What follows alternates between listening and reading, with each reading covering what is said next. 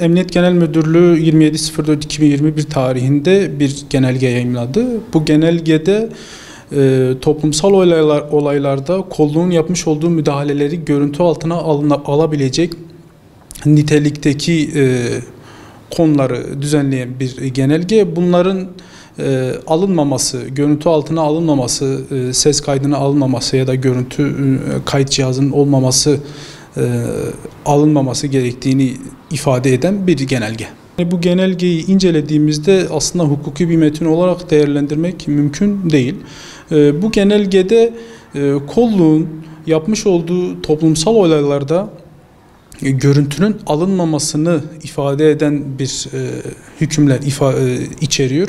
Şimdi buna baktığımızda bu görüntünün alınması kişisel bir veri niteliğinde değil ya da özel hayatın gizliliği anlamına gelebilecek bir görüntü anlamına gelmiyor. Niye? Çünkü bu toplumsal olaylar kamuya açık olan alanlarda yapılmakta. Kamuya açık alanlarda alınan görüntülerin de kişisel bir veri, özel hayatın gizliliği anlamına gelebilecek bir hükmü yoktur. Bir diğeri de şunu ihlaline sebebiyet veriyor. Şimdi haber alma hürriyeti ve vatandaşın bilgi alma hakkı anayasada düzenlenen bir hüküm. Şimdi siz bunu bir genelgeyle yasakladığınızda bu normlar hiyerarşisinden en başında olan anayasa hükmünü ihlali anlamına gelecektir. Bu nedenle bunu hukuki bir metin olarak almak mümkün değil. Bu genelgenin uygulanması halinde de suçun işlenmesi gündeme gelebilecektir. Bu nedenle kolluğun bunu uygulamaması gerekmektedir. 2000'li yıllarda, 1970'lerde veya daha öncesinde görüntü almanın önemini aslında şu anda biz görebiliyoruz. Yani o alınan görüntülerde kolluğun bazı olaylarda yapmış olduğu müdahalenin hukuki boyutunun ne olduğu, yapılan müdahalenin yerinde olup olmadığı veya suçun kim tarafından işlenip işlenmediği konusuna net bir şekilde görebileceğimiz olaylar mevcut.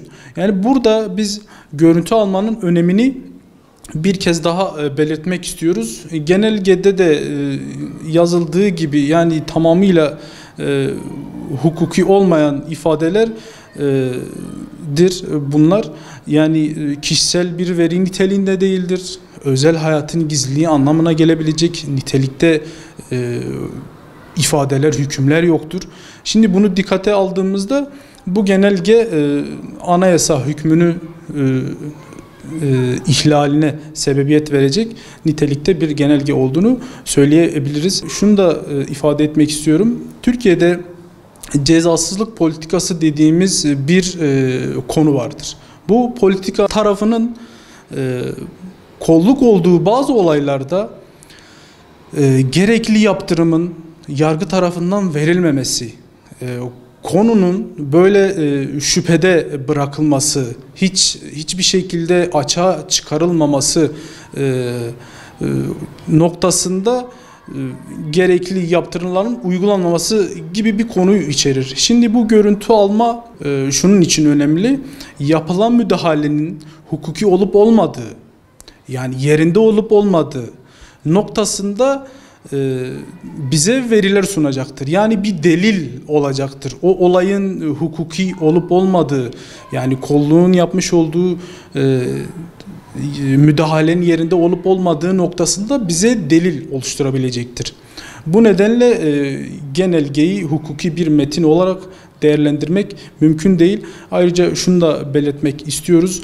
CMK'da şöyle bir hakkımız var. Eğer bir suçun işlendiğini gördüğümüzde bizim bunu delil toplama hükmü altında delillendirebilme hakkımız var. Yani o olayı görüntüleyebilme hakkımız vardır. Bu olay çünkü özel bir özel hayatın gizliliği anlamına gelmiyor. Tamamıyla kamusal alanda olan bir olay.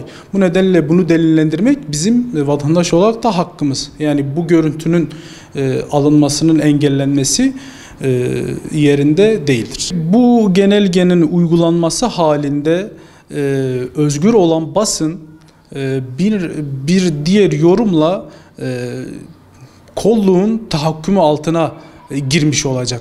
Yani o görüntülerin alınmış olması halinde de vatandaşta şöyle bir izlenim olacak.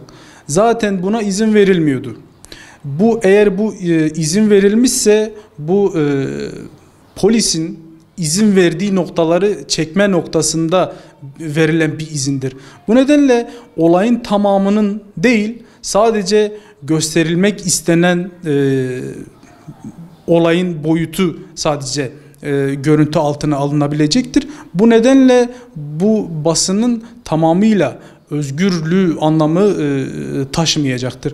Bu nedenle vatandaş da bu haberi izlediğinde bu haberin yalan olup olmadığı veya doğru olup olmadığı noktasında kafasında birçok şüphe uyandırabilecektir.